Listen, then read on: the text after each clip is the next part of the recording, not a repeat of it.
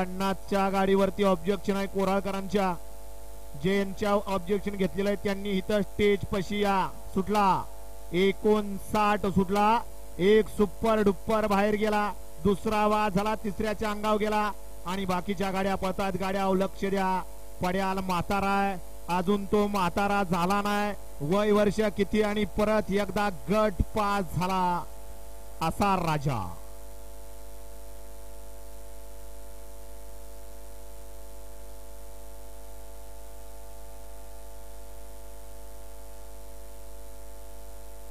गट क्रमांक 59 सानिका.